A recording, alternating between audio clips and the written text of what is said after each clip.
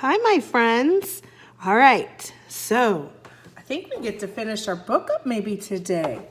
Dinosaurs Before the Dark. So remember, our characters are Jack and Annie. They live in Pennsylvania, Frog Creek, I believe. Yep, Frog Creek, Pennsylvania.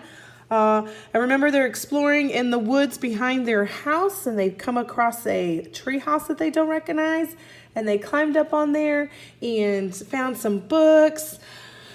A dinosaur book is what they found for this first round. And remember, Jack said the magic words, "I wish I could see a pterodon in real life." And all of a sudden, the treehouse started spinning really fast. Fast forward, they land in the time of dinosaurs, right? And they come across a pterodon, which reminds Annie of their dog back at home. Then they come across some baby dinosaurs and then get away from that safely.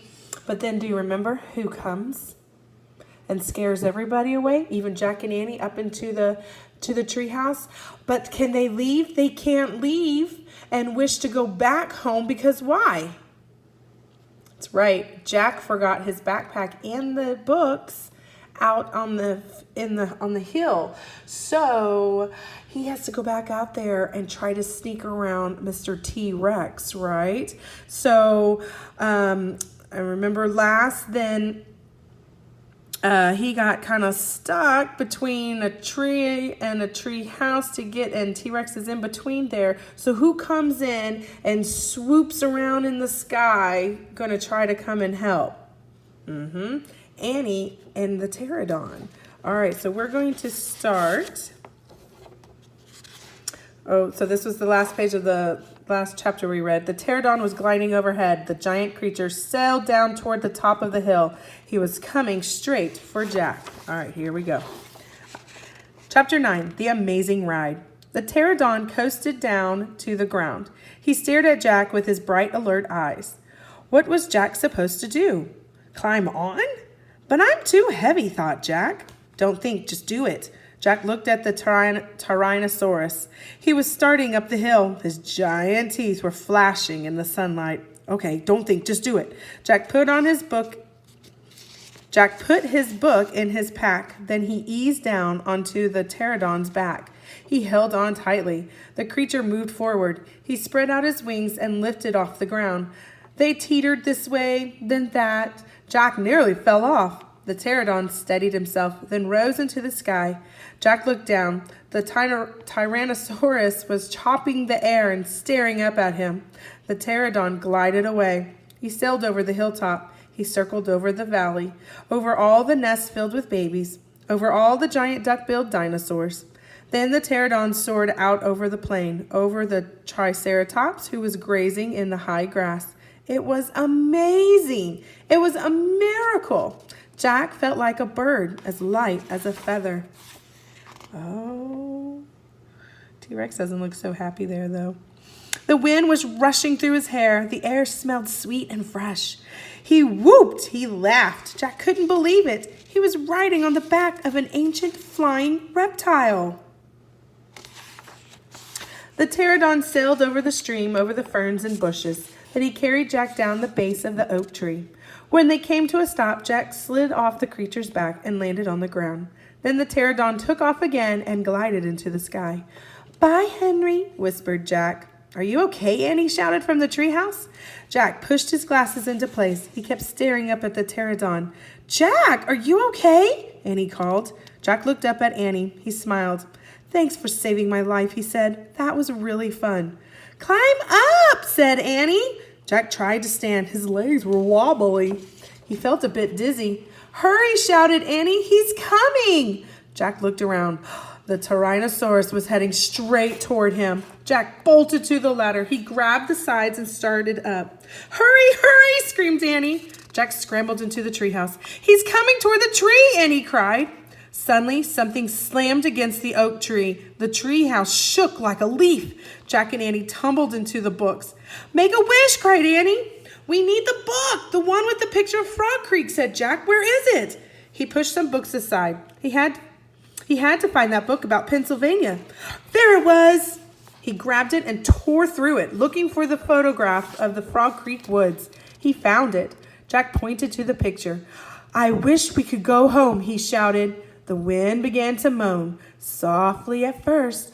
"Hurry!" Jack yelled. The wind picked up. It was whistling now. The treehouse started to spin. It spun faster and faster. Jack closed his eyes. He held on tightly to Annie. Then everything was still. Absolutely still. Chapter 10. Home Before Dark. A bird began to sing. Jack opened his eyes. He was still pointing at the picture of the Frog Creek woods. He peeked out of the treehouse window. Outside, he saw the exact same view. "We're home," whispered Annie. The woods were lit with a golden late afternoon light. The sun was about to set. No time had passed since they left. "Jack! Annie!" a voice called from the distance. "That's Mom," said Annie, pointing.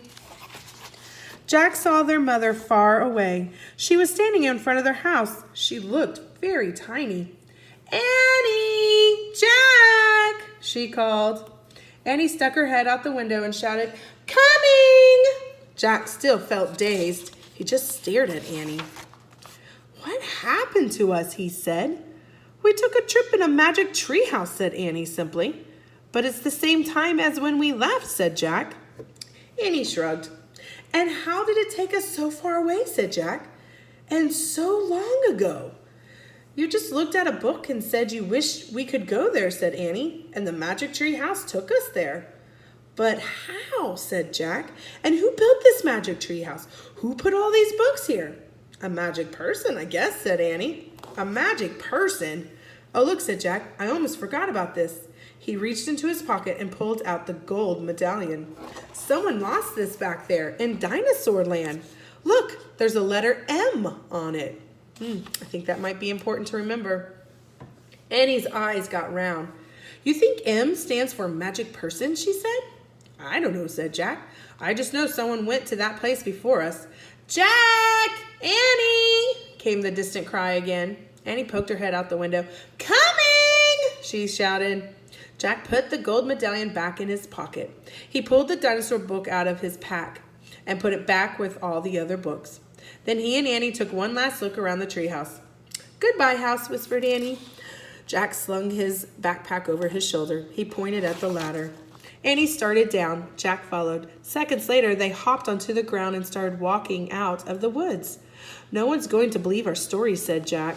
"So let's not tell anyone, said Annie. "Dad won't believe it," said Jack. "Hey, he'll say it was a dream," said Annie. "Mom won't believe it," said Jack. "She'll say it was pretend." "My teacher won't believe it," said Jack. "She'll say you're nuts," said Annie. "We better not tell anybody," said Jack. "I already said that," said Annie. Jack sighed. "I think I'm starting to not believe it myself," he said.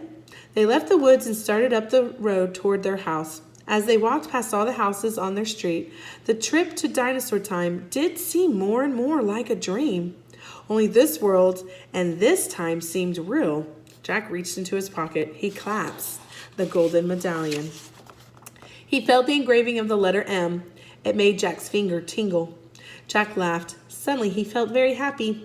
He couldn't explain what had happened today, but he knew for sure that their trip in the magic tree house had been real, absolutely real. "Tomorrow," Jack said softly, "we'll go back to the woods." "Of course," said Annie. "And we'll climb up to the tree house," said Jack. "Of course," said Annie. "And we'll see what happens next," said Jack. "Of course," said Annie. "Race you!" And they took off together, running for home. All right, the end. You guys, we finished our first chapter book. Fantastic. I hope you guys enjoy this. I'm really looking forward to tomorrow's adventures with Jack and Annie. All right, snack time's over. I'll talk to you guys later. Bye.